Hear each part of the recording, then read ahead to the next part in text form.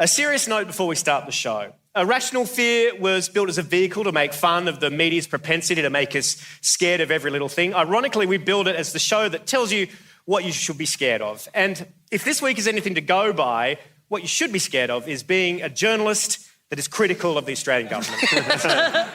Which is why I'd like to say at the top of this podcast that the federal government's climate change policy is one of the best in the world. If not the best, probably even the betterest in the world. And if you're from the AFP and you're listening to this podcast, you do a stand-up job. Good on you. We understand that sometimes that you have to do what the Minister from Home Affairs tells you what to do. You have to enforce laws that are only 3 months old. Who cares? Good on you. You're giving it a go. So, dear AFP investigators who are downloading and listening to this right now, you may as well stop listening to the podcast right now, because there's nothing in the next 80 minutes that will be critical of the Australian government. In fact, here's some music to help you transition your podcast app to the off position.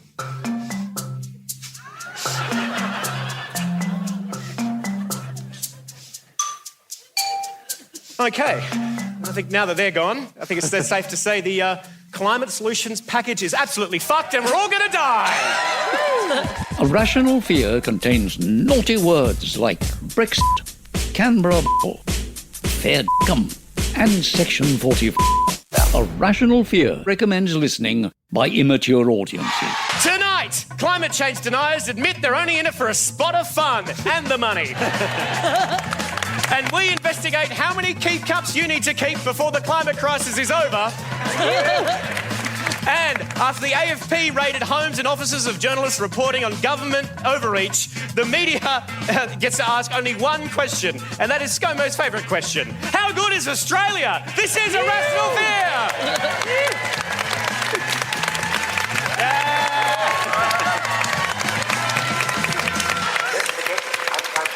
Excellent. Hi. My name's Dan Ilic and this is Irrational Fear, live from the Brisbane Powerhouse at the inaugural Queensland Climate Week. Yes! Enjoy it. I hope you learn lots of things because if the climate crisis continues, it could be the last ever Climate Week. It is great. As I like to say here in the north, summer is coming. So let's meet our fearmongers for tonight. Our first fearmonger is here to convince you that, and I quote, "It's all over, you should give up, there's no point in going on." Oh, I'm sorry, that's what the ABC head of entertainment said when she cancelled Tonightly with a toast on Ballard. Hi, everybody. Hello. Tom, why do you want to start the show off in such a pessimistic way? Because we're all doomed, Dad. It's great to be here. Happy Climate Week, everybody. Our next fearmonger is the head of School of Public Health and Social Work at QUT and is here to tell us why climate change is actually good for your health. Oh, sorry, by good I actually mean bad. It's Professor Hilary Bambrick. Hilary, what exercise would you recommend for the apocalypse? Well, it's going to be way too hot to run, so you're going to have to crawl to the nearest emergency exits, which are located here, here, and here. Excellent. And deploy the escape slides. And now, thanks to climate change, insects are on their way out. But our next fearmonger plans to fight for their six-legged lives. It's Steph Tisdell. G'day. Steph, tell us, why should we care about whether or not insects make it in the apocalypse? Because there's that Facebook, it was trending on Facebook, you know, that spider? Has anybody seen that little, it's got that little kid's voice and it was trending? I fell in love with that little cartoon. That's the only reason why. I didn't know we have to do intense research for today. Man. But there are some species we'd love to see the back of. In fact, we hope go extinct. None more so than the endangered foodie of Instagram, something Mel Buttle knows too much about. Mel Buttle. Hello, hi. Mel, how will foodies have to adapt to the climate crisis? It's going to be very hard to Instagram in the bunker, isn't it, Dan? And our final fearmonger is a member of the ABC elite. He has a face that says he has all the answers, but what does his mouth say? It's Triple J's Lewis Hobba. Hello, how you doing? What does your mouth say? Well, my mouth says that I'm quite offended that while the AFP were raiding the ABC, they did not come to Triple J.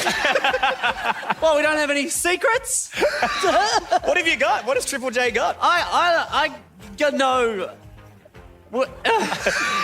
You got the hottest 100 planned out for the next 3 years. Stuff. I know when the next Flume single's probably going to... I don't. They don't tell us. They don't tell us. I don't know anything. This is a rational fear, already exceeding maximum emissions. Fuck. That was our one and only pyrotechnic, because that's all our climate credit could afford. This is like the new reality. For New Year's Eve, it's just going to be people hanging around like the Brisbane foreshore waiting for an ibis to explode. That's what people are going to be waiting to the future. Yeah, but luckily there's lots of plastic in the tummy, so it's good. From a distance might look like glitter. Happy Climate Week, everybody. Now, there's a couple other people we haven't introduced yet. We're going to introduce them right now. I don't know how we got them. They are some of the best musicians, comedy musicians in Australia. They performed on ABC's Tonightly, RIP. In fact, most of us performed at ABC's Tonightly. I was the boss of it for a little bit. It was very good. You should have watched it. In fact, Bridie and Wyatt, these next folks I'm about to bring out, they won an ARIA for Best Comedy Release last year, thanks to their work on Tonightly. It was the only award that Tonightly won. So, are you ready? Bridie and Wyatt, come on, where are you guys? Come on stage, here they are. This is amazing. Everybody, how are you? I love that Dan said best musicians in Australia, best comedy musicians. It's an important caveat. It is very important. Oh, it's so lovely to be here. That was a really lovely intro. I'm actually super embarrassed that you brought up the aria. The aria. My God. We don't like to mention it. We were trying to bring it up, but they confiscated it at the airport. No, like we don't really talk about the aria that we won quite recently. Very much. We're pretty humble folk, but Our lives have changed since we won it, though. Like, before we won it, we were employed. Yes. And now that we have won an aria, we are not. Yes. Oh, boy, though. It's great. But I have to smelt it and sell it. Yeah. Girls got to eat, you know. But no, life has changed. Oh, look, Dan, you've said it now. You've mentioned the aria. ARIA award winners, Bridie and Wyatt. I guess we'll sing the song that won us an aria. Yeah. And I know it's Climate Week, but this is a political song. It's not about climate change, though, but it is about an issue that keeps coming up in the news. Yeah, it just comes up time and time again. So we'll sing that song. Hey, girls, you know that moment? Yeah, you do. When your heart skips a beat and you feel weak at the knees. Oh, so nervous. Well, it could happen at any time. It could happen at any place. And ladies, it could happen with anyone. Well, it could be the guy from the cafe, the one with the look in his eye. I got my eye on you. It could be the man from the bus stop. Yeah, he smiles every time you walk by. Catch a ride with me. It could be the boss from your office. He always says you're the best. You're the best. Well, it could be literally anyone. Anyone can be a sex pest. Sex pest. Sex pest. Don't have to be famous to be well dressed to be a sex pest. Well, it could be the guy from your sports team, or it could be the guy at the bank. Well, it could be the guy at the hot dog stand, or it could be that guy Frank.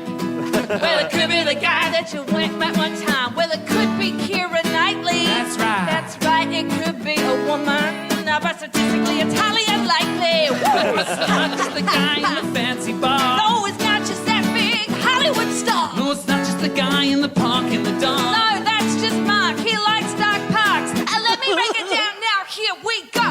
SEXPEST. Oh, well, it should be as easy as 1, 2, 3 to demonstrate basic decency. So listen up, people, and learn from me. Boys, don't hang out if you got your wang out. But please don't rock out if you got your cock out. We won't get along if you whip out your schlong, unless, of course, it is consensual. Yeah, a consensual schlong. A consensual schlong song. A consensual schlong. Sing along. Schlongs without consent make you a sex pest. Yes, they do. All right, that's kind of fun to say, so let's give it a go. You repeat after me. Here we go.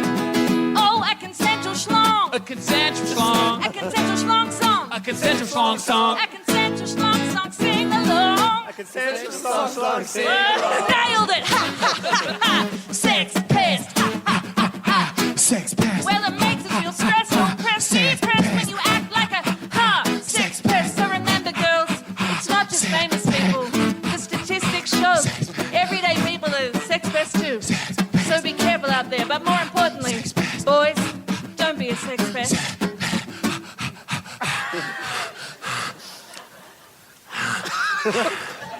very much.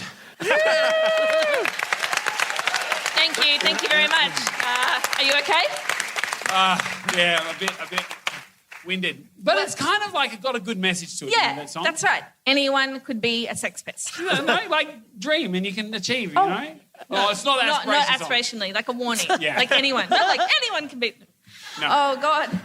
But from the song that got us award to the song that got us in a lot of trouble. Yes. We nearly got fired for this song, which is weird because this next song was actually one of the more wholesome songs that Wyatt and I have written. Yes. We wrote a song last August when Scott Morrison became the Prime Minister because we thought we should do like a little fun, introduce our new Prime Minister to the country song. And we actually wrote Get to know the fun guy. So fun. Exactly. We wrote like it. a daggy dad. He is a daggy dad. He loves the football. He's so daggy. Yeah. Like when he was Minister for Immigration, the Human Rights Commission, the Commission for Human Rights was like, oh, we condemn you. Such a daggy dad. Real cute. Oh. Real cute. Wacky. Such a fun dad. When the United Nations condemns you, like, adorable. That was in 2014. Fun times. Loved it. So we wrote a song about all that fun stuff so we could get to know Scotty a bit better. And we wrote it in the song of Christian pop rock, in the style of Christian pop rock. Because if you didn't know, Scott Morrison is really into Jesus. That's great. He's super into his evangelical faith, and we're like, yeah, let's get on board. Jesus made the animals like kangaroos, and he also said to lock the kids up on Nauru. I am Jesus' son. And I'm Jesus' daughter, and there's nothing more Christian than closing the border. We love Jesus, Jesus, but not refugees. If you want to win votes, then you gotta stop votes to do what pleases Jesus, deny them all visas, and you can't get more Christian than that. Suffer little children who come unto me. The government takes the doctrine literally. ScoMo is under the spell of Jesus' charm, and kids are under safety watch for self-harm. We love Jesus, Jesus, but not refugees. If Jesus was a refugee, we'd say, fuck off, we're full to do what pleases Jesus, deny them all visas, and you can't get more Christian than that. No, you can't get more Christian than fishes and loaves, and shipping people off to Manus in droves. No, you can't get more Christian than not showing contrition when you were found wanting by the Human Rights Commission. We love Jesus. If you love Jesus, Scott Morrison, clap your hands. Jesus, but not refugees. Don't cross our borders, even if you walk on water. Jesus, but not refugees. Yeah, you gotta love thy neighbour, but not if they vote Labour, or if they're foreign or gay. And you can't get more Christian than that.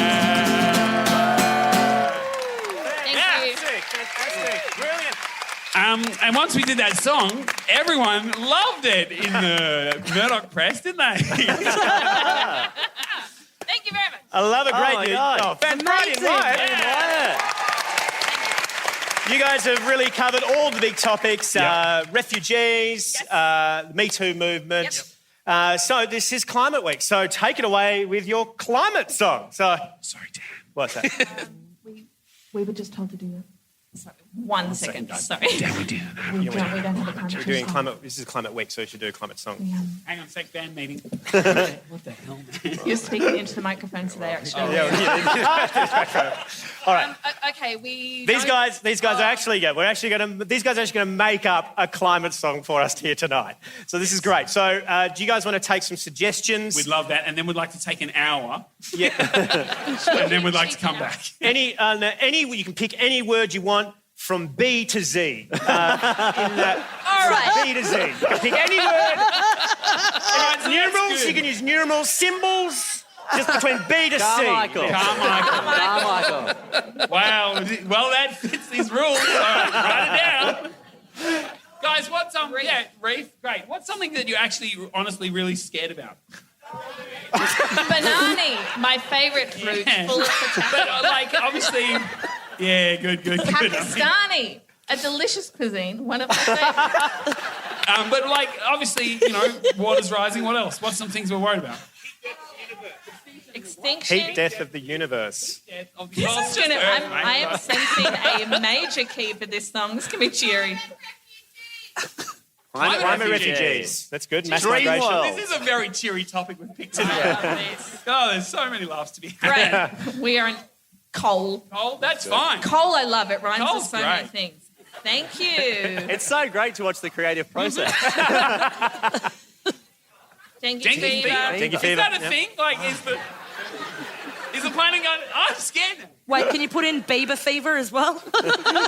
Beaver fever. Fever. I think I lived We've with a got flatmate lots. I think we got once who heaps. was really into dengues. Your grandkids. grandkids. What's your name? Your specific grandkids. Okay, Oh, make it personal. That won't get sad at all. great. Perfect. Okay, I think we got it. We'll be back in an hour with the most happy song you've ever heard. All right. See you Thank you soon. very much. God, yeah.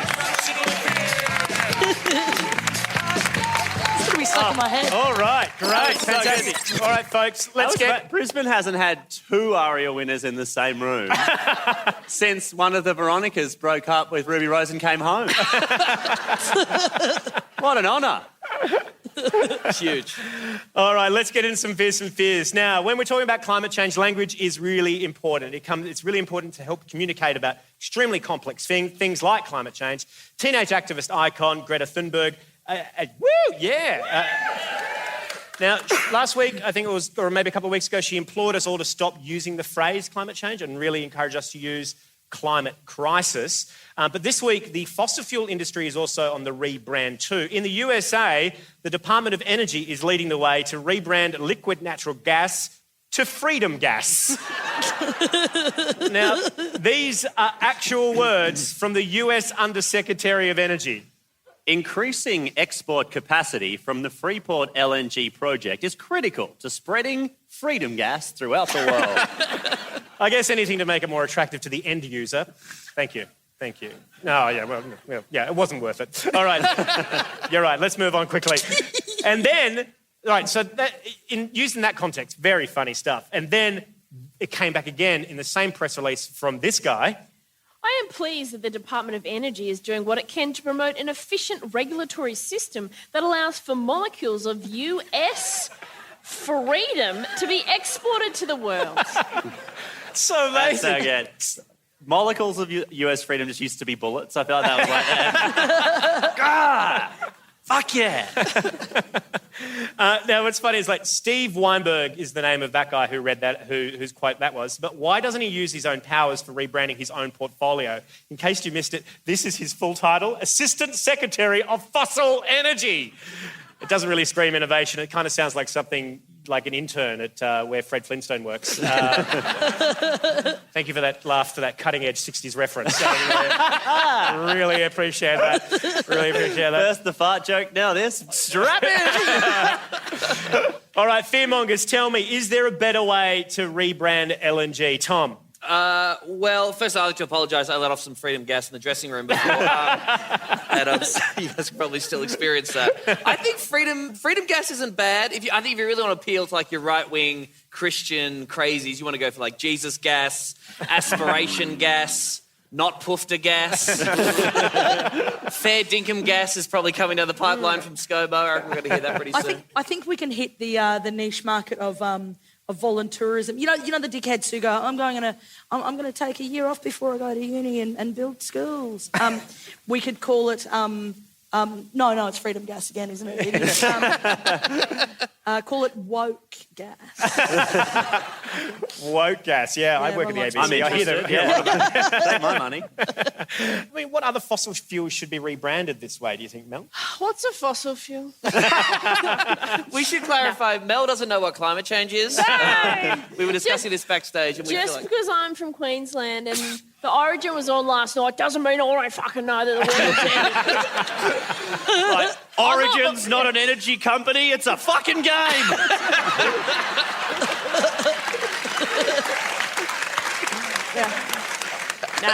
No, I didn't think the world was going to end at halftime last night, but the boys turned it around. But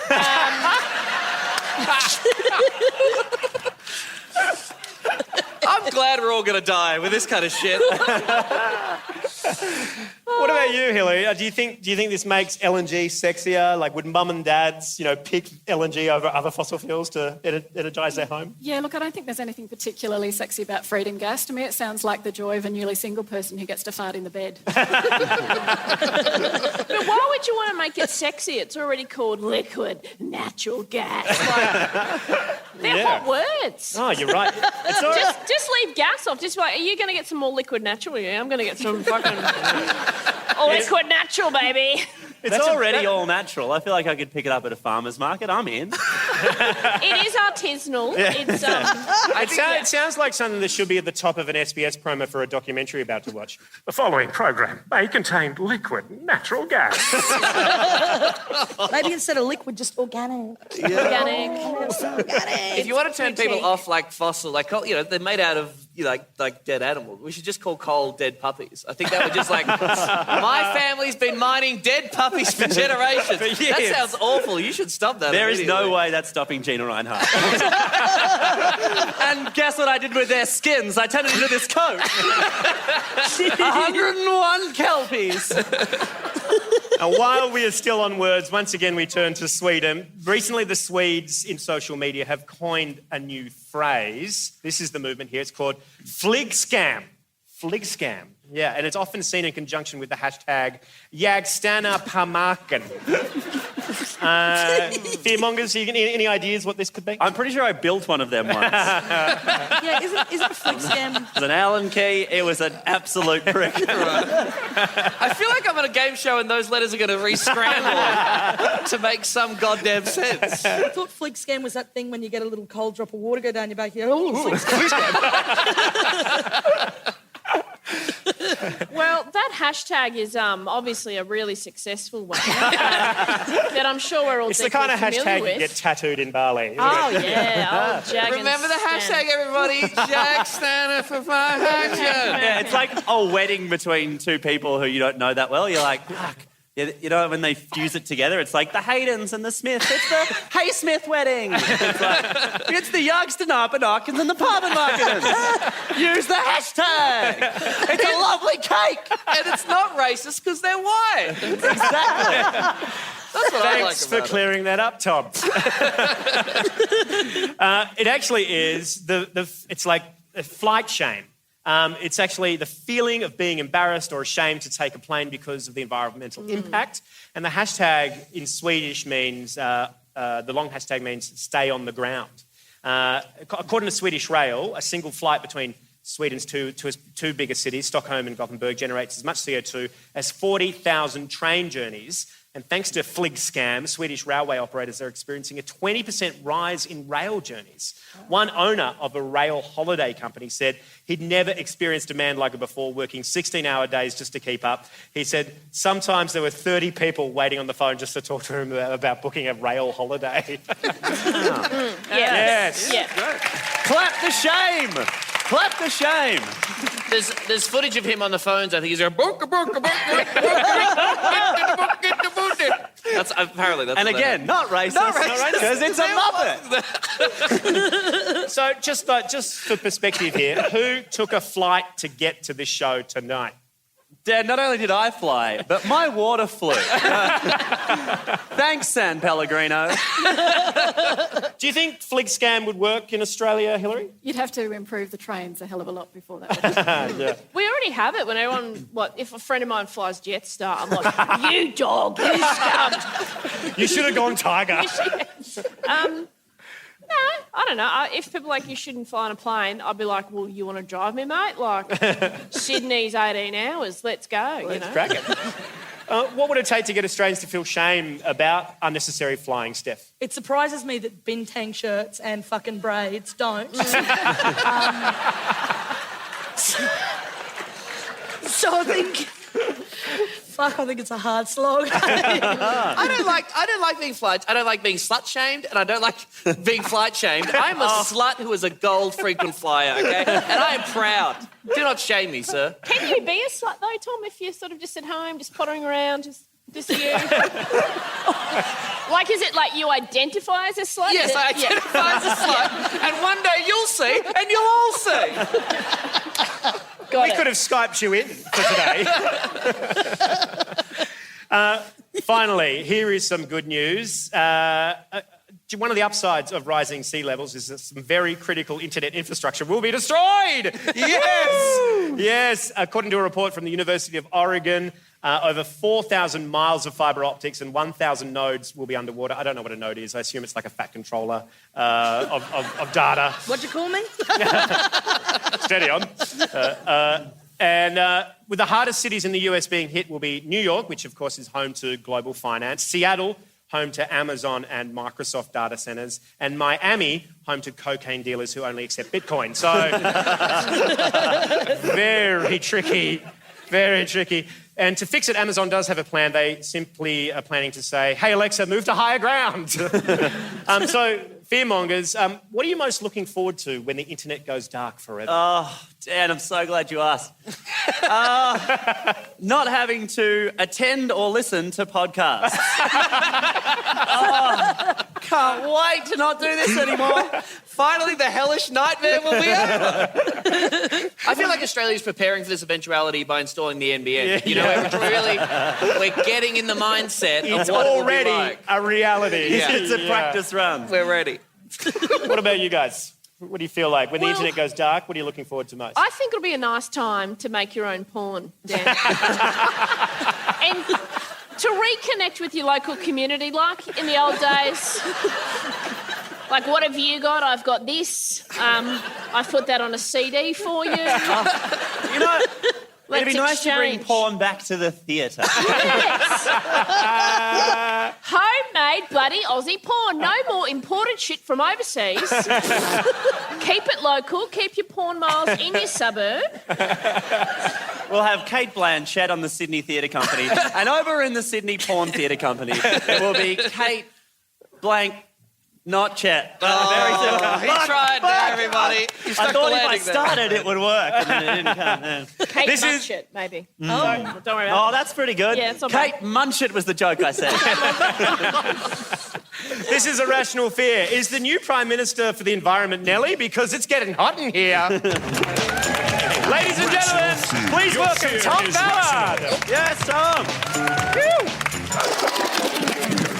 Thank you very much, Lewis. Hi, everybody. Thank you, Dan. Thank you, beautiful people of Brisbane. It is lovely to be here. Go Maroons. Yeah. Okay, whatever. I don't give a fuck. I'm pandering. Okay? I can't believe you got a boo from it too. This is going to be a tough turn for you. Who gave the boo down here? Was it you, Malcolm Turnbull? Was that you? No. This guy looks like Malcolm Turnbull in the front. Why did you boo? Just for a bit of fun. Oh, it wasn't you at all. You were framed. All right, great. All right, there's a mutiny in the audience already. But look, it's lovely to be here, and it's lovely to be at this wonderful Climate Week event. And looking out at this theatre, I just see the faces of hopeful, concerned citizens taking the time to come together to learn about how we can collectively take serious action to halt the existential threat that is the climate crisis. And I can't help but think, we're fucked. We are fucked. It's over. We've lost. Good night, everybody. Happy Climate Week. Don't be so pessimistic, Tom. Come on, have a bit of hope. Piss off, New Farm. You're not even real Queensland. You're a humid version of Melbourne. What would you know, you hippies?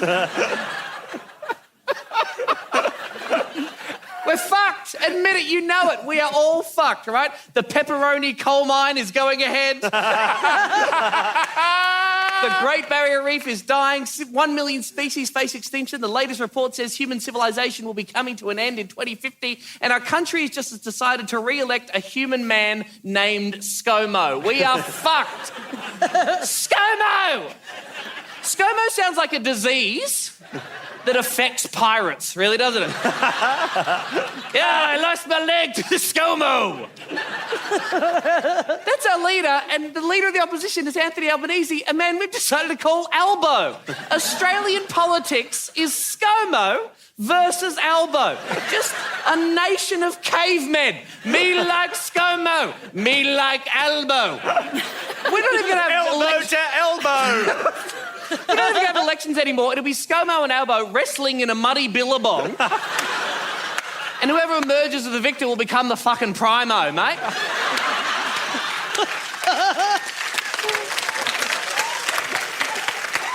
It's over. We're so backwards in this country. We can't even make fun of New Zealand anymore. Do you know how dark that is? They're going carbon neutral by 2050, man. They're doing all this other progressive shit. Meanwhile, Australia's just next door going, when you say 6, it sounds like sex. Say fish. Say fish. Hey, New Zealand, say fish. Stop trying to help the planet. Just say fish. Say fish. Or if you don't do anything to help the environment, it's going to kill all the fish. You said it.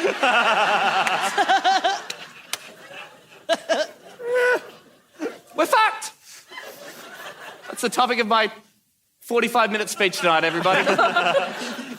I always knew deep inside we weren't really up to this challenge. There was no chance our society could do the work and make the sacrifices and take the collective action required to confront climate change. I knew that the moment I saw that McDonald's was an option on Uber Eats.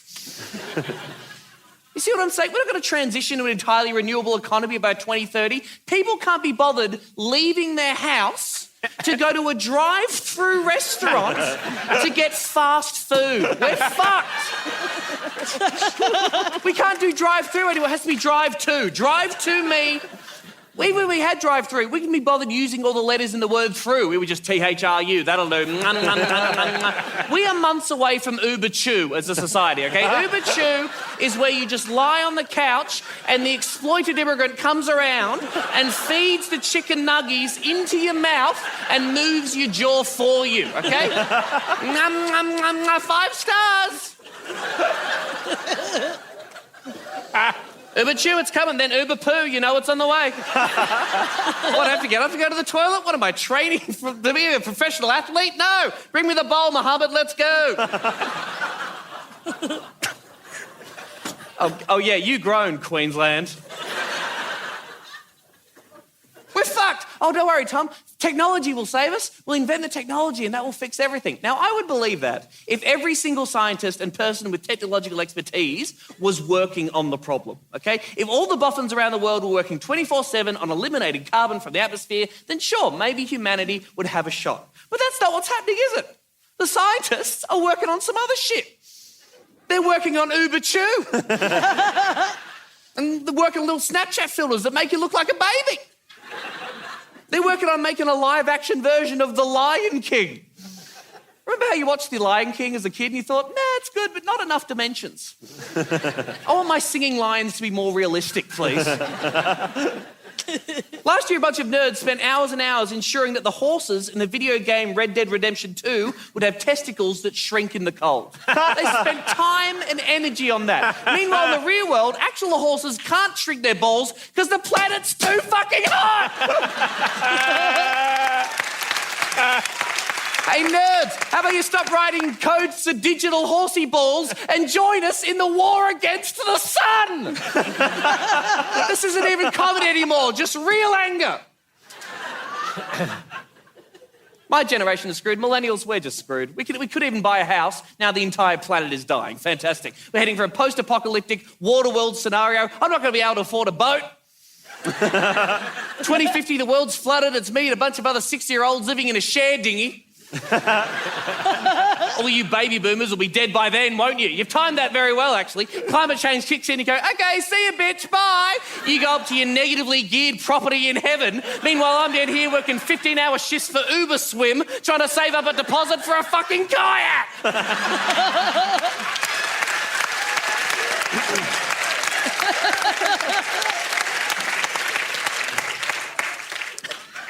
It's great to be here. Well, what are you proposing then, Tom? What are you proposing? That we all just give up, going against the very essence of Climate Week? Is that what you're proposing here tonight, that we just give up, Tom? Yes. If something's really hard, you give up. I learned that from the Australian Labor Party, people. I learned that from the best. Thanks for having us again. Give up against the fight against climate change, and I say let's just go for it. Let's just lean into it. Do you ever do that? Like, do you ever do something bad and you think, well, I'm doing this bad thing, I may as well do something worse? Oh, I'm drinking a caramel milkshake, I may as well smoke a cigarette, you know? They kind of cancel each other out. No, they don't. You're killing yourself faster. I say we should lean into it with climate change. Our political leaders don't want to do anything about it. That's what we've got to work with. The reef is fucked. That's gone. Our biggest natural tourist attraction dead. We need more ways to attract tourists. I say let's lean in and really destroy our environment so much people will come from all over the world to see just how much we fucked it. Man, have you been to Australia? That place is fucked up.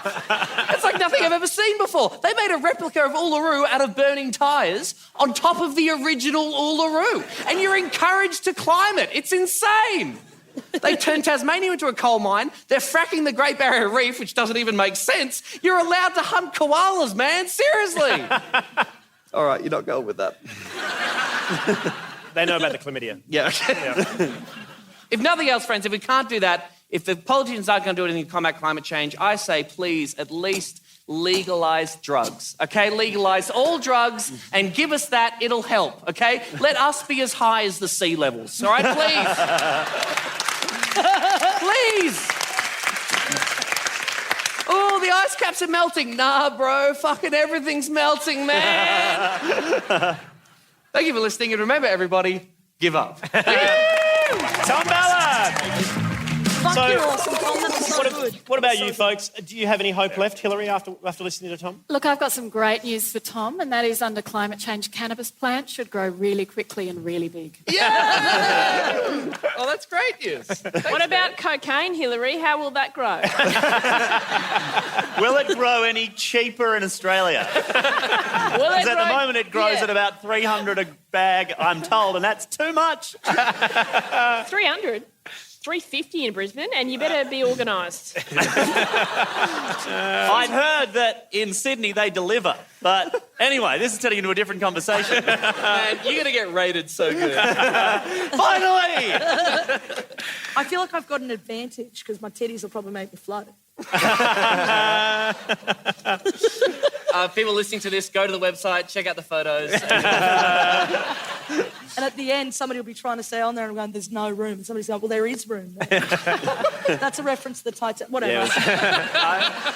Would you rent space on Yeah, your... I would. Yeah, Absolutely. yeah, right. Yeah. Booba booba.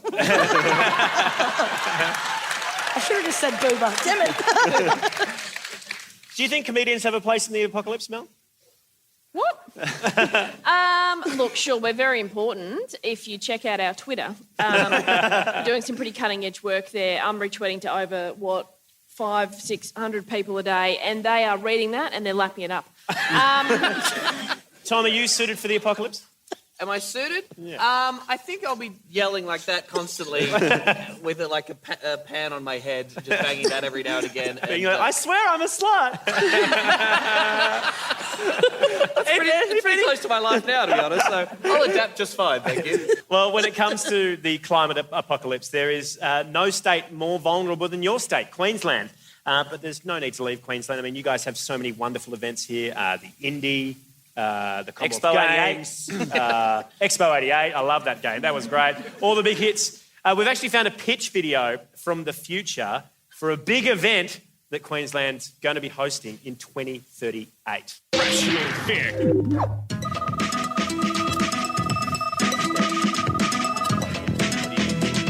Welcome to Brisbane, the capital of southern Queensland and bid city of the 2038 Nuclear Winter Games. Thanks to industrial growth at all costs, Queenslanders live life to the extreme, and there's nothing more extreme than our weather.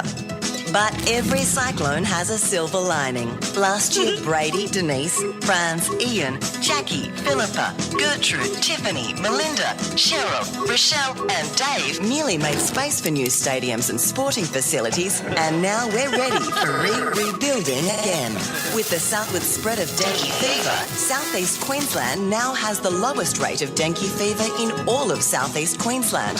But don't worry, if you do catch it, some of the best funded doctors in Australia are just over the border in New South Wales. Thanks to rising sea levels, in Brisbane everyone shares waterfront views with some of the most ancient and deadly locals around. It's now even easier to take a boat to the Great Barrier Reef Memorial Oil Field. It's just been refurbished and moved into the habitable zone. Speaking of water, the water wars of 2025 are a thing of the past. We now have a roster. Clean water will be available to farmers Mondays and Tuesdays Tuesdays, coal seam gas miners Wednesdays and Thursdays, residents on Fridays, and theme parks on Saturdays, Sundays, and public holidays. But going wild can work up an appetite. Grab a bite to eat. Literally, just a bite. Queensland supermarkets now have round-the-clock military guard, ensuring the orderly distribution of rations. And thanks to the Queensland Government's banana buyback scheme, the cost of bananas is no longer bananas. You know what they say? Queensland, beautiful one day of the year. Authorised by the Campbell Human Re-Education Facility. Ladies and gentlemen, Steph Tisdell. Hello. So I'm going to talk about the insect extinction, insects, as they're better known as the aliens of the jungle. I love a good insect. I think the thing is we don't give a shit, right? Like we get on board when it's polar bears because they're nice and fluffy and they're real cute and you can imagine hugging one, right? Or a penguin, you're like, oh my God, it can't walk. That's ableist, don't be a dick. But we care when it's cute little fluffy things, right? But insects going extinct, that's the real thing we should be giving a shit about. But they're creepy fuckers and I don't like looking at them. That's the problem, right? But I also think the problem might be that entomologists, people who study insects, are the fucking worst. Like, you know what I mean? Like, we've got dog people. Everyone likes dog person. We're a bit sceptical about, cat people. I'm a bird person. People think I'm a real weirdo, but we all come together when it's entomologists, people who fucking study insects. Well, I wouldn't swipe right on that shit, like, be like, ooh, bugs, gross. And I think that's what we need to change. I think that's what needs to happen, is that we need to make entomology sexy again. Oh, you study insects? Guys who study insects should be in sex. Thank you. Thank you. Yes. Stop it. I will also say for people who might be confused, please don't confuse entomology with etymology. Honestly, it really bugs me beyond words when people mix them up. I actually stole that joke. My boyfriend gave me that joke. Also, he'll probably die first. He's a ginger, so he's gone. I'll just have his crispy little waif use it as a fan when it's hot. Anyway... That was on the fly, I'm sure you could tell. Speaking of flies, honestly, it's a really, really, really fucked situation at the moment. We're hitting our 6th extinction in the world, right? So at the moment, 40% of all insect species are declining very rapidly, with 1/3 having become endangered in the last 30 years. That is fucked, right? We have a real issue with biodiversity. And this is due to both the climate, which is wiping a lot of insects out, but also the way that we go about food production. So what they're finding now is, right, this really sucks. So pesticides and stuff like that, they make these non-lethal pesticides that are supposed to not do anything to bees. And they don't kill the bees, that is fair, but they do actually lower their heart rates and impact the way that their brains work, so they can no longer create paths to get pollen and pollinate flowers at long distances. That stuff's scary. I'm not even trying to be funny. I'm just fucking scared. You know what I mean? Like, this is what I think. I think it all comes down to how we got to rebrand how we see entomologists. I don't want to see fucking cute cat videos on YouTube anymore. Show me that little spider I was talking about that was trending on Facebook. Did anybody see that spider? Okay, like 3 people know what I'm talking about. I'm really glad I opened the show with a reference to that fucking spider. Just staying relevant. Maybe we need to do that, though. Maybe we need to look at how cute insects are. Like butterflies. Everyone likes a butterfly. Fuck them. They're like the cool kids of school. We need to give a shit about dung beetles. Right? Thank you. Oh, my God. Look, dung beetle's biggest fan in the front here. We need to give a shit about dung beetles, like cockroaches they clean up, right? Spiders eat mosquitoes. We got to stop fucking spraying them. You know what I mean? This is all the stuff we got to do. The insect extinction, it scares the shit out of me. And so what I want you to do today is fucking entomologist. Thank you. Thank you.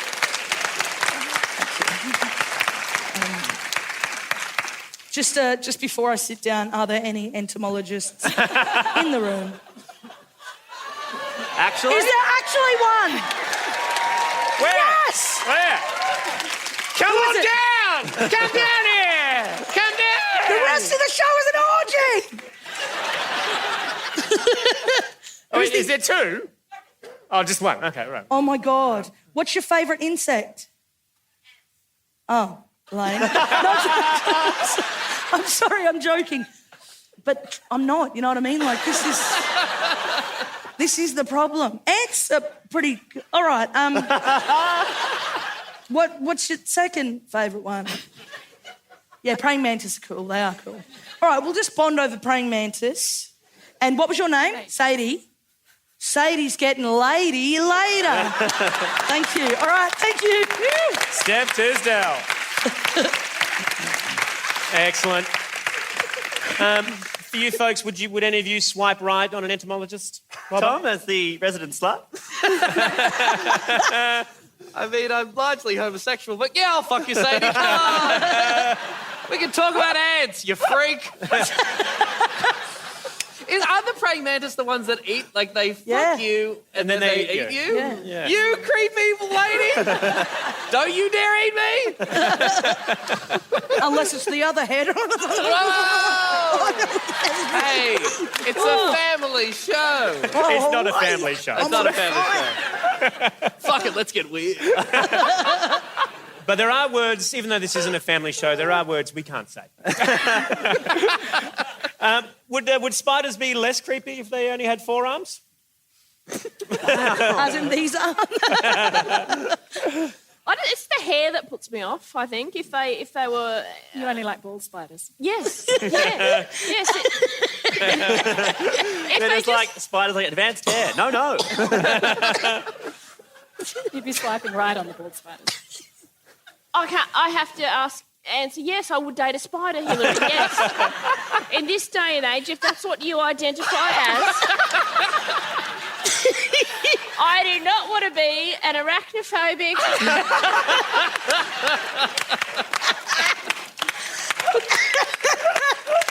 Another Queensland bigot who says, no, I don't want my son marrying a fucking spider. Mom, Dad, this is Incy Wincy. And we're in love. He can bugger off up his spout. This is Irrational Fear with more people in this audience and ongoing jobs for a certain mine in the Galilee Basin. Mel Buttle, everyone! Yeah, I'm going to have this. Want a hand? Yeah. Thank you, Tom. No, Tom's a big, strong boy. A dainty, strong boy. Thank you, Thomas. Thanks. Such strong men.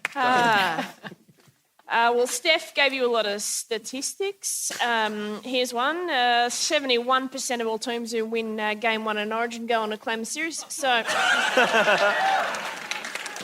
Stop stealing my stuff, Mel.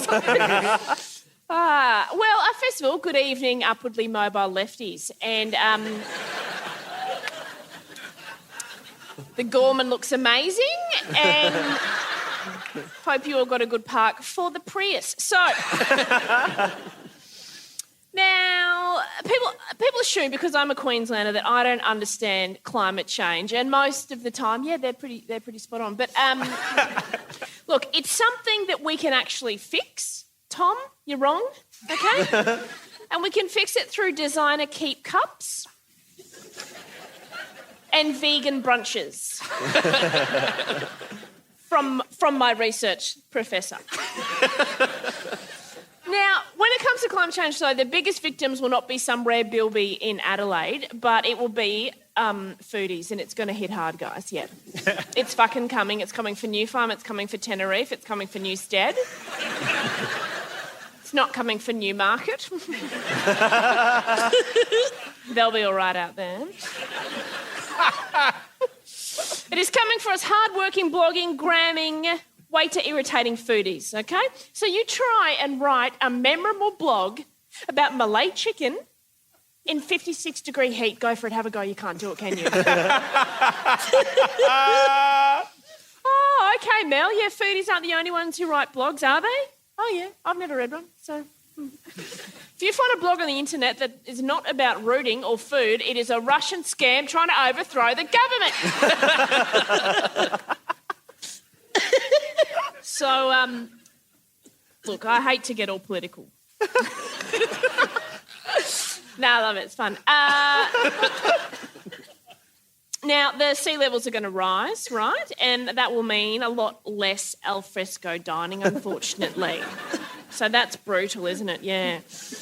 Campbell Newman. Anyway, Noosa, our beloved Noosa. Everyone here who's on 80k a year will know of Noosa, won't you? You understand how Noosa works. Noosa will be nothing more than just a swamp. Noosa will be swamp-like. It will resemble Redcliffe. So you can say goodbye to your food and wine festival up there. No, you might as well burn your fedora and your dress chinos. You can say goodbye to your little polo shirt with the sea boats on it. We won't be needing that in the future. But us foodies, we can help. We can turn climate change around. We can just stop eating Wagyu rump caps. That's part of it, apparently. I read that.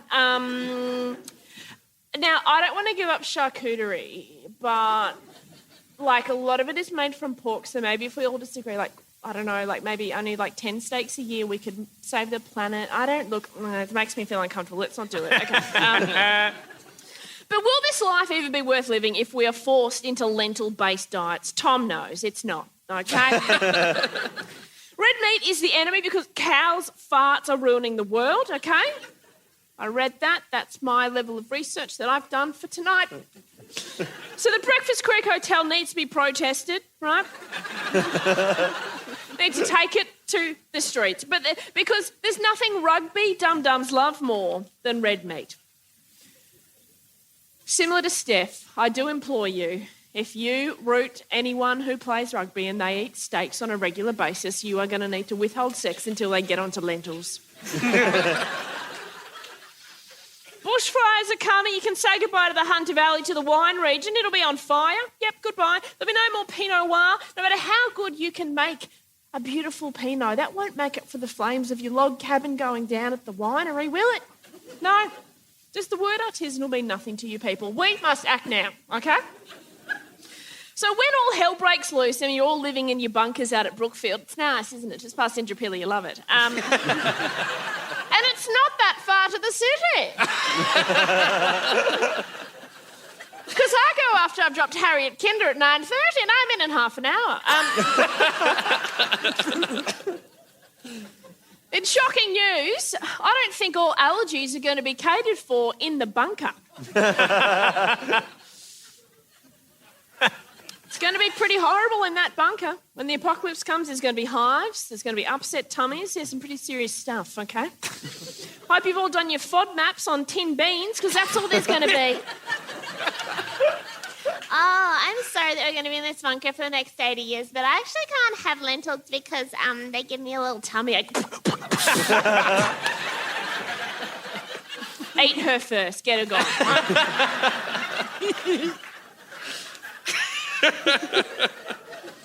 It is going to be absolutely dire out there. We might have to end up carrying a Pottery Barn jug down to the local soy milk well. I know, okay? People of Ascot and other rich people who live in West End for some reason. I don't know why. I don't understand. It doesn't make any sense. But I don't get it. But I implore you, Richies, to maybe think about buying a Tesla for Harriet's graduation car. Okay? Sell the Range Rover. I know it's going to hurt. It is going to cut deep bars, but we have to pull together. And don't worry, you can still fit a case of McLaren Valley Red in the boot of a Tesla. I mean, wake up, though. Have a think about it. Wine. You can say goodbye to all cold climate grapes. Yeah. That's going to hurt, isn't it? No more Rieslings. No more Sauv Blancs. It's all going to be Spanish Reds. Tempranillo does not go with everything, okay?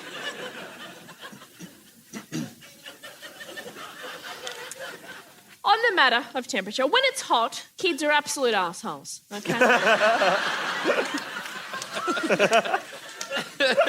So imagine the cafes of Graceville and Tenerife just teeming with toddlers when it's 56 degrees, screaming and crying into their beetroot hummus.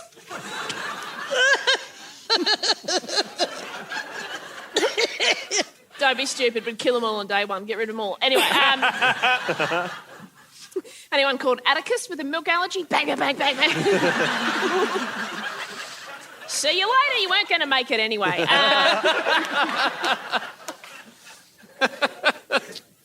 So the sea temperature is going to get very hot. The waters are going to heat right up because the ice is get like in you when you get you get a rum and coke and the ice melts, right? And then it's like that. All right, that's how I'm explaining it to you, Queensland. So with hot water in the sea, there's not going to be any more sushi. The fish will be coming out already cooked. They'll be done.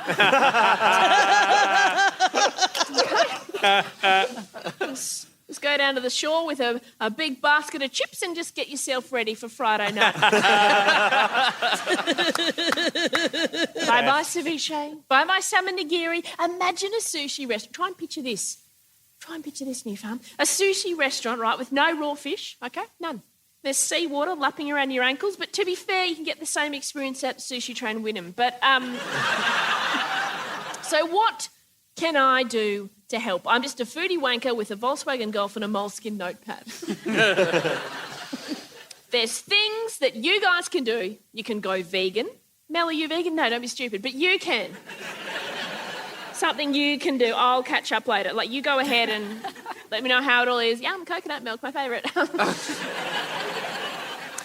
But, like, you could do it, like, actually do it for real. Like, I kind of do it, but I, like, cheat a little bit. I'm not on chicken stock. No one's going to know. But, you know, I'm like, yeah, it's vegan, apart from the Parmesan cheese, but the cows that made the cheese are vegans. Chain of vegans helping each other out is what that is. Imagine my inbox after this when I get home. Hi, Mel, I just want to let you know I'm a vegan and okay. If you're emailing me, who's running the drum circle in Byron? But anyway,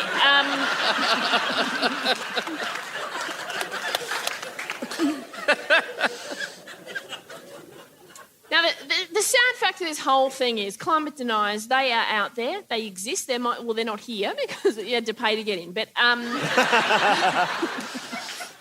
it is a weeknight, so they're at Hoggies. Good old Hog's Breath, I think they do a 2-for-1. So,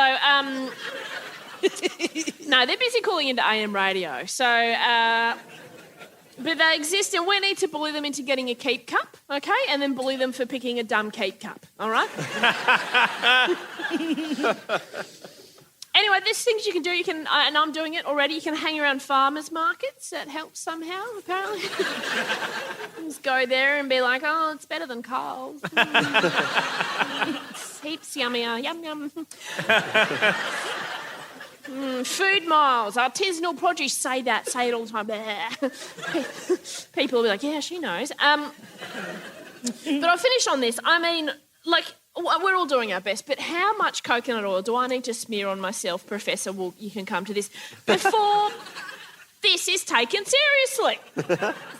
Yes, I have a jar in the bathroom and it makes the bath very slippery. But I'm doing my bit. I lather myself in this overpriced fucking coconut bullshit 5 days a week, then I forget, oh, fucking hell. Anyway, I'm not sure how it helps, but it's definitely, it's part of it. It's sort of Marbo, it's the vibe, it's kind of the whole sort of in there. And actually, you know what I do to help out as well? I use the same jar in the bathroom that I smear myself in the kitchen in my stir fries. So you certainly must pop by. See ya. Oh, woo!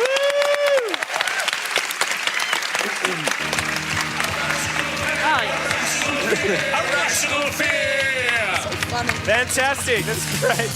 Thank you, Mel Buttle. Yeah, thanks. Thank you. Now, with foodies gone, what other narcissistic activities can be done, do you think? What will there be left for the apocalypse, do you think, Mel? Can you still do F45? F45 for the apocalypse? Yep. I think your great idea of homegrown porn. Oh, yeah. Just babies will still exist. You can still put those on and be like, He's my little bear, love him. And also they'll die young, so you can have more. that's right. Because of the heat. A lot of them won't last. Yeah. Any eczema babies, see you later, you're gone. No. Hello, is anything on? Tough crowd. Am I right? Like the dead baby stuff, it normally kills. New Zealand actually are kind of ahead of the curve. Their two major supermarkets are called Countdown and New World. They're ready for the apocalypse already. Oh, Woolworths is Countdown, isn't it, over there? Yes. Oh, mental. How? I don't know what they do. Oh, they do things differently over there. They're weird. They let a woman be in charge. Oh, good luck. Say fish. Say fish. Now, after the election, I don't know if you caught Alan Jones the first week after the election. He was on Q&A just spending about 45 minutes gloating. Did anybody see that? And then he went on to explain how many parts per million there was of carbon in the atmosphere. Anyway, he went on his radio program straight after that and just continued gloating. And here it is here. I tell you what, Alan, I wouldn't be caught dead in an electric car because they don't go broom, broom. What good is a car that doesn't go broom, broom? You just can't trust it. You're right there, Mildred. Hang on the line, we'll send you a freshly slaughtered ham. 2GB 873. Well, how about this, eh? What an election. This Sunday, Australia woke up to themselves. Yes, they've said, I've had enough of Labor, I've had enough of Bill Shorten. They had it too good for too long. And Labor and Bill Shorten weren't even in government. By the looks of their smarmy faces, you'd think they were. Now, let's not mince words here. The right people won because the right people won. And it's all right to be right. All right? Now, this was meant to be the climate election. Oh, can you believe that? Climate change. Oh, God. The only thing that Labor will be changing is their underwear after they polluted in their pants. Now, these climate terrorists are like keep cups that have been overfilled. They're about to explode. Oh, they're terrible. These are some have been lefties. You know, they know full well that windmills, yes, windmills, were invented in Iran. Yes, Iran. Oh, so what if it was ancient Persia? A Middle Eastern windmill is a Middle Eastern windmill. You can't trust them. The blades will spin around and chop your head right off. Oh, it's happened. I've seen the footage. On Q&A on Monday night, I asked Alice Workman, who is a young woman, mind you, what percentage of carbon dioxide is in the atmosphere. And she, a political journalist and a woman, couldn't answer me this very simple question. The answer is 0.04%. Now, the fact that it was 0.03% when I was coaching the Wallabies in the 80s is beside the point. The point is that these numbers are about as big as Bill Shorten is feeling right now, very small. And Australia is responsible for 1% of 0.04%. What can be done about it? It's pointless. Now, you may say, oh, but Alan, Australia has 700 radio stations and you're only on one and you're a toxic force in Australian politics. You could just leave and everything would get better. And to that, I say, thank you.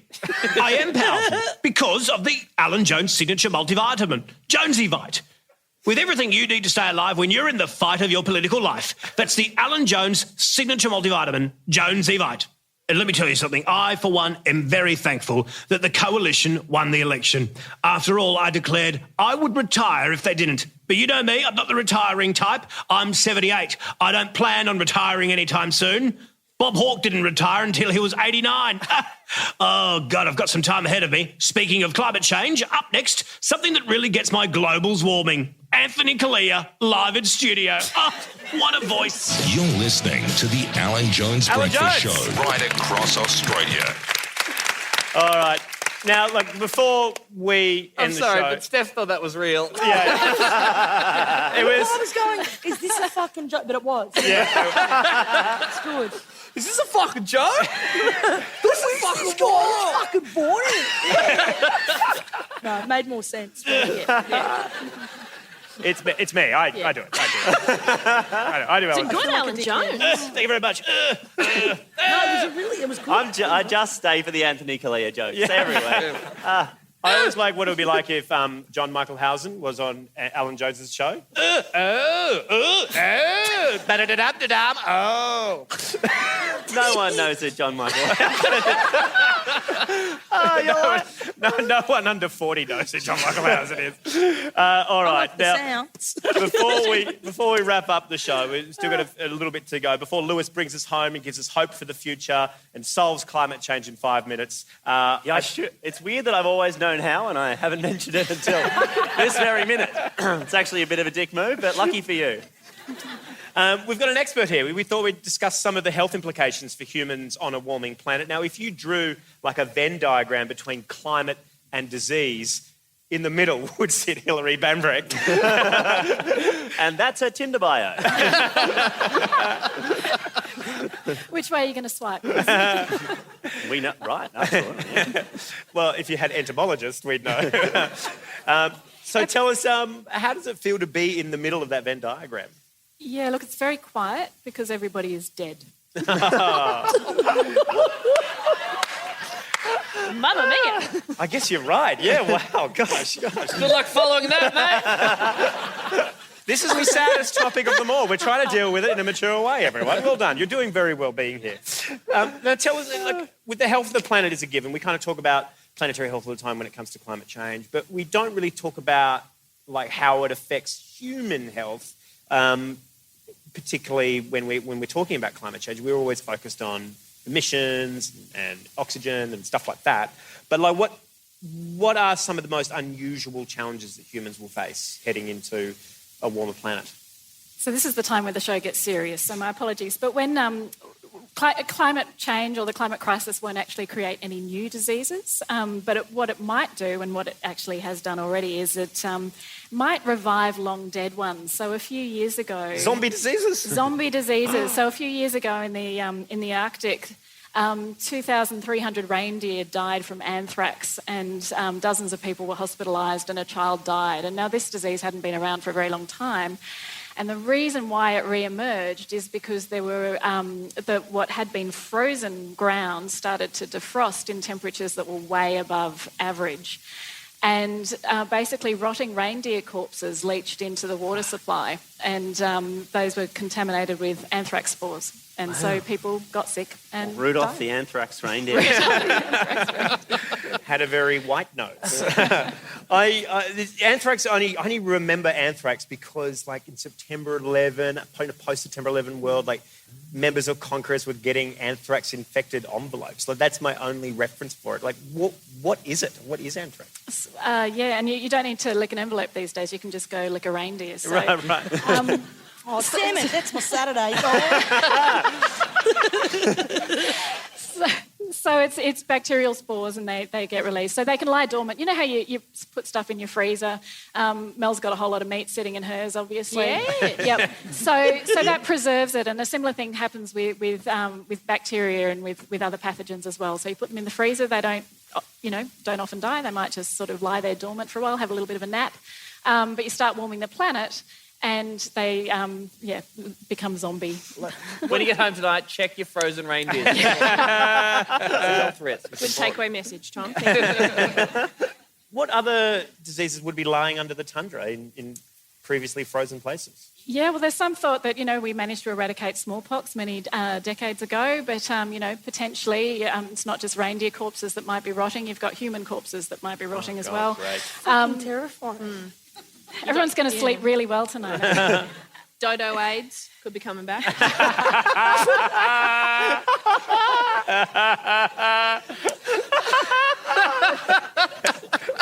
But have you seen Bohemian Rhapsody? It is so sad when he gets Dodo AIDS. It's the worst of that. What's going to be really annoying is celebrity campaigns about Dodo AIDS.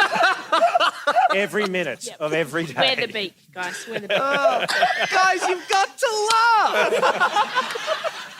Where the beak? Okay, all right. Everyone shut up. Let the scientists keep talking, please. I mean, it's so strange. These are things that Dodo AIDS is very strange. I've never heard of that before. Learning something all the time. But when there's larger, huger weather events, big, more excessive weather events, what other kind of strange health implications does that have? Yeah, so you get the immediate impacts from that weather event. If it's a cyclone, storm, bushfire, flood, people die, people get injured. That's usually, it's pretty tragic, but it's not the only thing that happens. You also get these longer-term impacts as well. Well, they happen all the time now, everyday event. You've got to get used to it.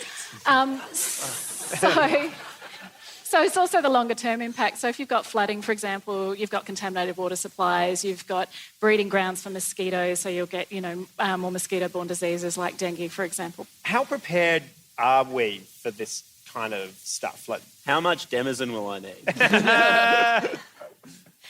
So we know that our health systems aren't as prepared as they could be. We had a taste of that a few years ago in Melbourne when we had the thunderstorm asthma epidemic. So the health systems then got completely overwhelmed. Now, we've known about thunderstorm asthma for a number of years, but there's never been an event like that. And what happened then, you had 2,000 people required ambulance attendance. So which thunderstorm asthma? Yeah, so just, explain to people what happened in Melbourne. So there was a huge thunderstorm. Yeah, and it had happened after a particularly warm spring, and there's lots of pollen in the air. So when you get a thunderstorm, it breaks open little pollen granules, and they get down further into your lungs. And so what happened in Melbourne was there was a lot of pollen in the air, big storm, people died. Is the simple causal chain. But you had. Are we excited about climate change yet? Yeah.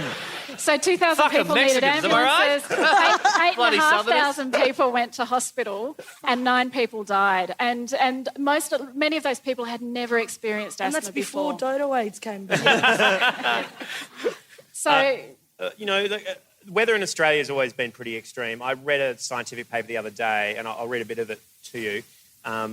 It's from 1D McKellar. I love a sunburnt country, a land of sweeping plains, of ragged mountain ranges, of droughts and flooding rains. You can't refute that. Well, it's what she loves. She wrote that ages ago. Yeah, and look, Tony Abbott agreed to in 2013 with the bushfires in the Blue Mountains. He said, we've always had bushfires. And I said, yeah, but not in October. And last year, Queensland in August, so middle of winter, 1,000 bushfires burning. Now, this is completely unprecedented. So, yeah, the weather has always been a bit fucked, and we're pretty proud of that in this country. We like that our weather's like that. But those patterns are shifting. So it's now, fucked in different times of the year, in different ways. And it's snow in Queensland this week. Snowed in Queensland this week. Hopefully after tonight, entomologists will also be fucked in different places. There you go, Sadie, I'm doing good work. Sadie, I've been tested for Dodo AIDS and I'm clean. I'm all clean. Negative, all right? No anthrax on Tom. Hilary, can you leave us with any kind of hope for the future? Is there anything... Hilary, can you make up some hope, please? I brought Hilary, a friend. can you tell this audience some lies? Look, some kind of hope. If we're talking about jobs from the Aria coal mine and, how uncertain that is, what we do know is that jobs from the Great Barrier Reef are much more certain. So there are so many more jobs with the Great Barrier Reef and so many more jobs in tourism and so many more jobs if we actually have a planet that is functional and that people are alive on.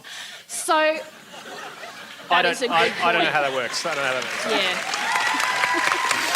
So we have choices about the kinds of jobs we want to create. Although, if climate change happens and you're a doctor, sounds like you're set. You get a whole lot of business. You mentioned Cole before. This is a portrait that someone drew of themselves. Can you tell us the story behind this one?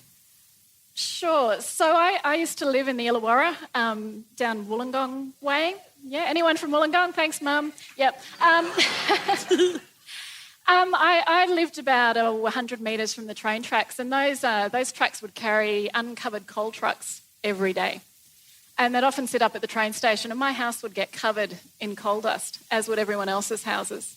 So my daughter drew this picture using the coal dust that was covering our house. So it's a self-portrait for those of you playing along at home. And isn't it beautiful? It's just a bit of a wake-up call because, this is it's a point about coal mining that I actually just really want to get across. That if we actually stopped coal mining today, the air would be cleaner today. It's not like we're taking a gamble on whether or not it might actually make things better. You wouldn't get black lung disease. So there's, the 21 miners in Queensland who've been diagnosed with black lung disease. That wouldn't have happened. You wouldn't have the 3,000 people die each year in Australia from air pollution. You wouldn't have 42 million kilograms of coal dust cover the Hunter Valley every year. That sounds like so much coal dust. And then you also wouldn't get fires such as the one at the Hazelwood mine, a few years ago that killed a number of people as well and will have long-term implications. So it's not just climate change as being an issue with coal and coal mining. It's every single step from the mining, the transport and the burning of coal that actually kills people. Can I ask you a question, like a serious question? It's like, why hasn't the rhetoric about the climate crisis been changed? Like, surely, because people still oppose it or deny it, why aren't we changing the way that we're talking about it to be like, cool, regardless of whether you believe in it or not, how about it'll still kill you whether you believe in it or not. But even beyond that, right? Like, even if you just said, hey, look, regardless of whether you reckon it's real or not, there is no harm in saving the world and making the world a better place. Do you know what I mean? Like, it's such an odd... You'd say 4 million lives a year. I just don't understand. Sorry, I'm very... Look, I've really had a moment. I'll give you my dad's phone number. Do you want to actually... Sorry, can I go off on a tangent, tell a really weird story? Yeah, please. Okay, so my dad is, like, the biggest weirdo in the world. Like, just to give you an idea, yesterday he sent me a text in the middle of the day that said, do you reckon the Queen has ever been on official business with a turtle head poking out? Which is a poo that's about to come out. Oh, my God. And I was like, hello, Dad. Happy birthday. But this is a true story. And I'd like... So he was a climate crisis denier. And he always listens to the ABC, and then he listened to one of his favourite people say, it's real, and he was like, oh, fuck. And then he went and... Jemima, you really think that? That's fucking huge. That's pretty much what he's like, eh? And this was his response to it, and I suppose you're going to also have solutions, but what do you think of his solution? He went to Bunnings and he bought He made 2 giant sandwich boards this tall and painted the words on both sides, global warming, act now, and put them out the front of my fucking driveway. And then some drunk kids on the weekend. Sorry, this is just the ending to the story. It's got nothing to do with the rest. It's just ridiculous. Some drunk teenagers started breaking his signs in the middle of the night, and he woke up and he was going to go be like, get off there. But then he just didn't have enough energy, so he just stood under our street lamp with a machete. And I should say he was nowhere near them, just cast a shadow, and they fucking bolted. That is great. Mark Tisdell. Next climate talks, we're going to send your dad with a machete. That is Mark Tisdell's action for climate change. But, like, seriously, do you think it's one of those things that, like, is this something that we just go, actually, you know what, fuck it. Politicians aren't listening, the government doesn't give a fuck. This is just make it totally way more individual, or... You've got to start somewhere, and I think, obviously we've got an absolute lack of national action when it comes to climate change, despite the rhetoric that we keep hearing. Australia's climate emissions have been increasing by 1 or 2% for years, last Today, years. we got to record levels. Yes! Well done, everyone! We did it! So don't believe it when they tell you that we're on track to meet the pissy Paris targets, because... poor as they are. So this is what my pet peeve with ScoMo when he ever talks climate change. He's always talking about meeting the Kyoto targets, which were set in 1997, as if that's some sort of fucking achievement, and as if there hasn't been 15 more fucking conferences since then. I'm okay.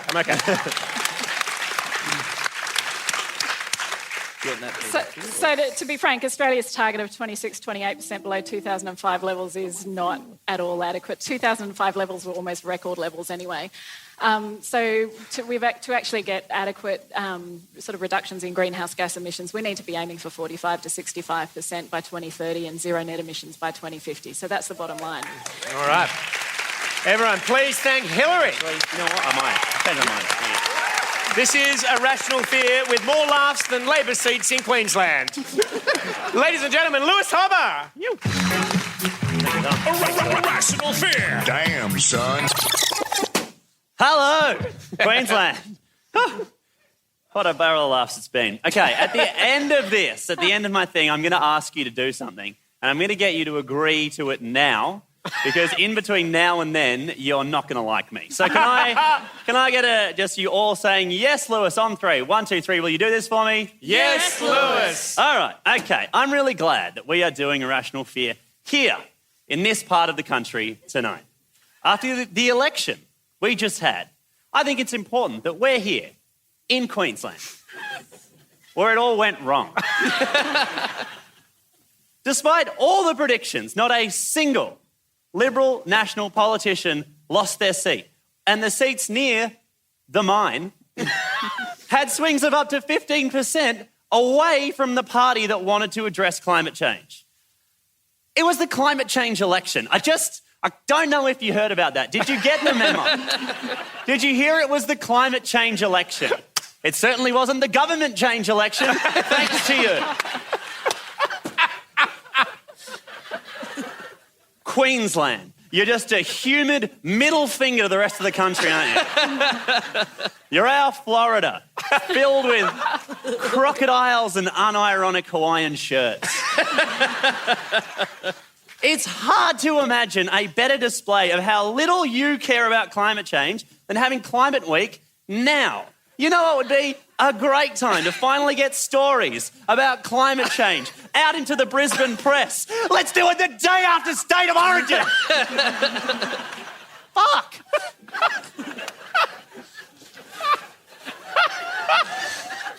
I'm gonna try really hard not to be angry at you, Queensland. I'm gonna do my best.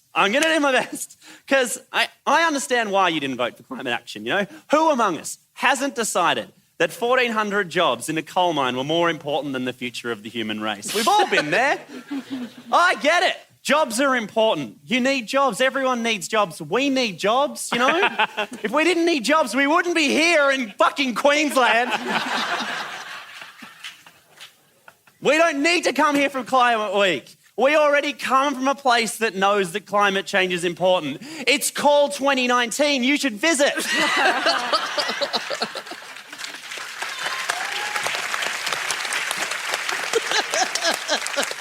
No, I'm kidding. Queensland's great. Beautiful one day, fucking us for the rest of eternity. Can I ask you, is it annoying? No. Thank you, Daniel. He hugged me. Is it annoying to have a real smug like me from the south come up and tell you that you fucked it for everyone? It is. It is. I know that because that's one of the reasons you fucked us in the first place. After the election, Queenslanders said they didn't like Southerners like Bob Brown coming up and telling them how to live their lives. Right after the election, when all the journalists were trying to figure out what the fuck happened here, one opinion piece summed it up perfectly for all of you people. If there's one thing Queenslanders don't like, it said, it's being told what to do. New South Wales, now there's a state that likes being told what to do. They re-elected a government with a mandated bedtime.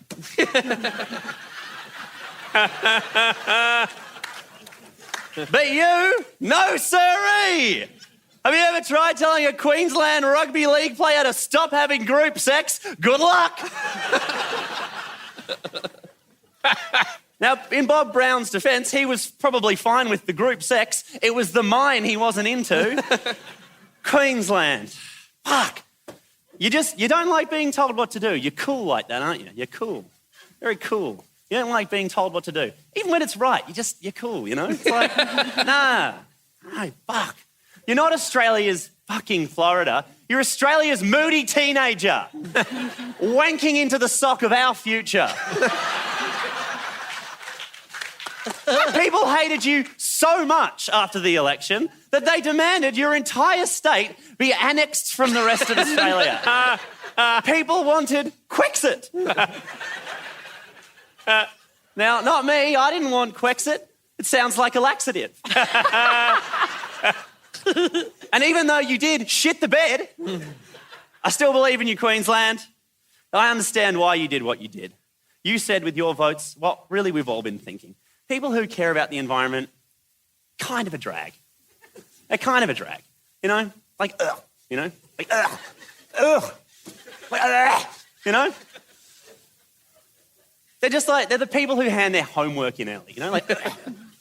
The people who like, they visit their grandma, ugh, you know? And they enjoy it, ugh. You know, they're the people who say things like, that knife's sharp, be careful. Fuck off, Charlene! I'll cut my finger off if I want to. Back off! I don't like being told what to do. They're annoying, you know? I find them annoying. That's what I'm saying. They're nagging at you. We're close to the tipping point. Back off, let me dig my coal hole. In your defence, Queensland, it's not just you that's burying their head in the coal pit on this issue. Ignoring the impending climate crisis is the hottest trend around the world, and I mean hottest. Listen to all of the very cool places that do not want to reduce carbon emissions, apart from you, Queensland. Russia, Kazakhstan, China, Saudi Arabia, and Iran. Anyone see a common thread between any of those countries? They don't like being told what to do. They're very cool. They're like you. They also don't like people, which is fun. But I also think that's an important thing to focus on because somewhere along the line, climate change became unfortunately mixed up with the political parties that have a degree of empathy. People who want to fix climate change, they're do-gooders, aren't they? In the old days, do-gooders meant churchgoers, but Catholics have done a lot of things and none of them good. So now when people think of namby-pamby do-gooders, they think of the people who care about the environment. And no one wants to be a do-gooder. They're the annoying thing. So here's my plan. I'm going to start a new kind of political party that will trick you, Queensland, into voting for climate change. A party that will not care about anyone of any kind. I promise you that. It will be so selfish. My party will be more capitalist than the Liberals, more racist than One Nation. It'll fuck more staffers than the Nationals. I will be a less likeable leader than Bill Shorten. And then, you know how my racist bunch of fuckboys are going to outwit you? You bunch of moody teenagers slamming your door in the face of the climate catastrophe. We'll use the only method really available to deal with teens who don't like being told what to do. Reverse psychology. I'll organise everyone Queenslanders hate. Bob Brown, the New South Wales Origin side, daylight savings. And I'm going to get all of them to tell you what to do. Don't vote for climate action. Don't do it. Don't do it. Don't vote for the climate. Look at me. I'm a smug from the south. Look at my statement glasses. I'm telling you not to do it. Look, let's be honest. You're at Climate Week. Either you got lost on the way home from Origin last night and you're still pissed, or you're already a do-gooding namby-pamby who cares about the future of our planet. You're a traitor to your state. The rest of Queensland hates you. Which means they don't want you telling them what to do either. So join me now in telling them what to do. On three, don't vote for the climate. 1, 2, 3. Don't vote for the climate. And again. Don't vote for the climate. Keep it going. Don't vote for the climate. Don't vote for the climate. It's working, Queensland. It's working. I can feel their hatred for us building. I can feel their rebellion bubbling up. I can feel them telling us to go fuck ourselves and then accidentally saving the planet. It's working. I'll see you back here next election, Queensland. We did it. Yeah. Rational fear.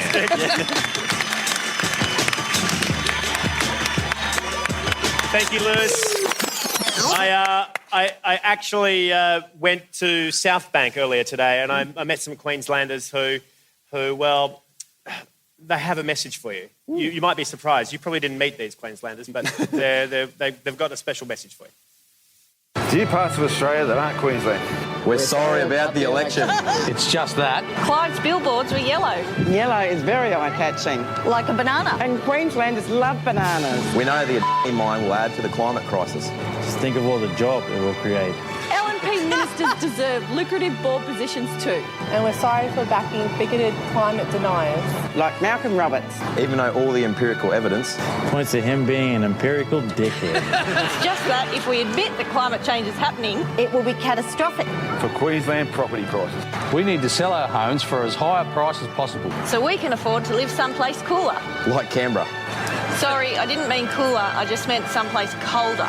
So on behalf of Queensland, sorry, not sorry. To wrap up this special edition of Climate Week, please, big round of applause for Bridie and Wyatt.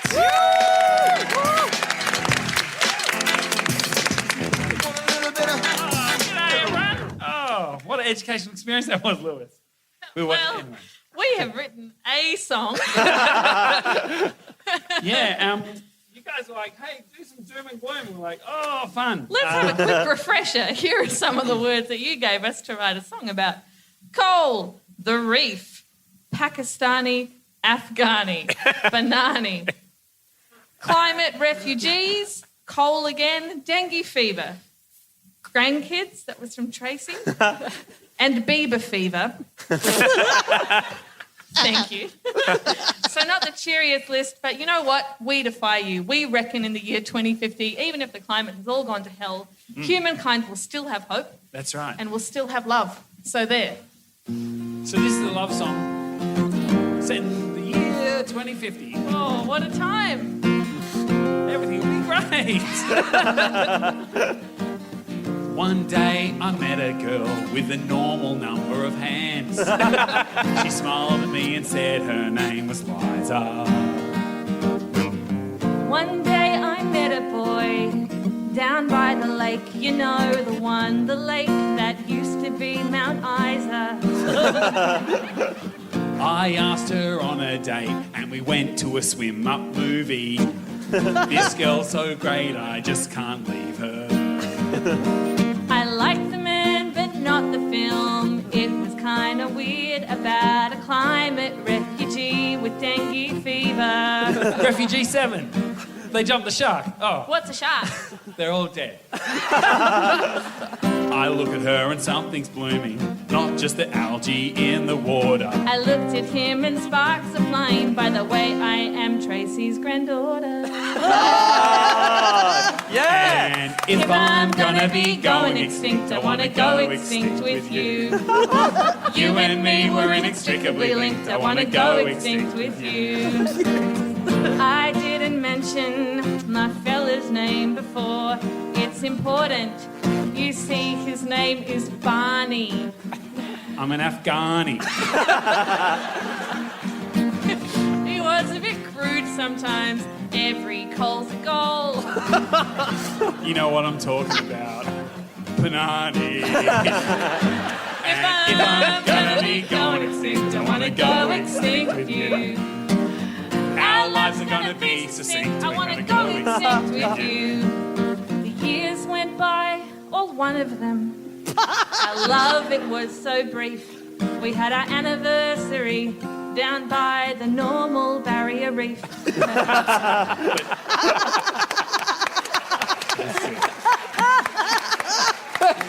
But all our year were cut short. I'm no longer a believer because my love came down with a bad case of Bieber fever. If I'm gonna be going extinct, I wanna go extinct. Baby, oh, you should go and love yourself. I wanna go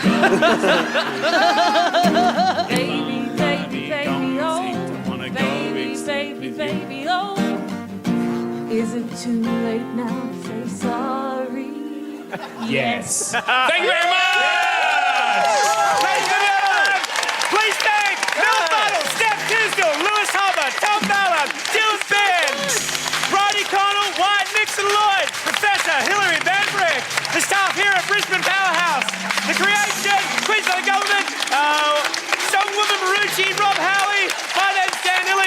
This has been Irrational Fear. Until next time, there's always something to be scared of. Good night!